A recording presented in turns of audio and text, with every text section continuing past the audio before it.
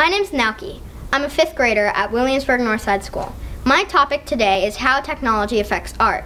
One personal connection I have to art is my dad, Naoki Alfred, is an artist. I've always been interested in my dad's art.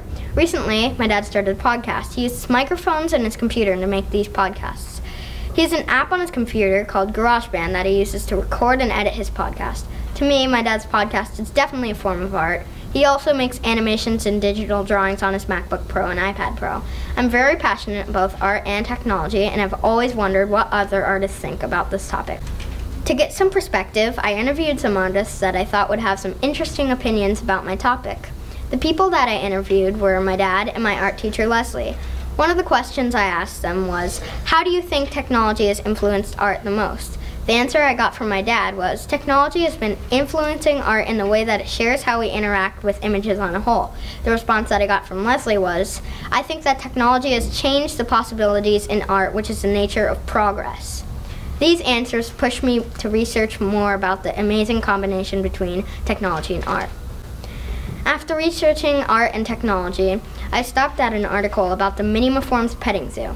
This zoo is actually not a place to pet live animals. In this unique zoo, there are plastic tubes that react to humans that visit the zoo.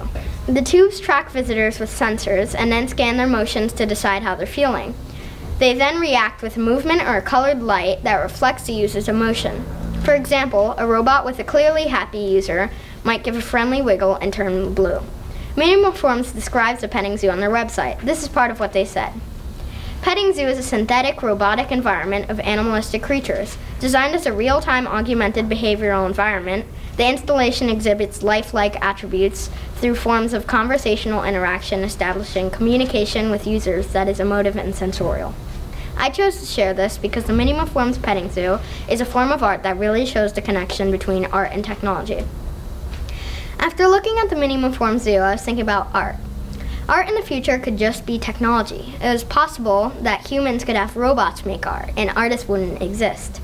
All art might be on computers. To me, this would not be considered art. In my opinion, for a piece of art to still be art, it should have a good balance between art and technology. Of course, art without technology is still art.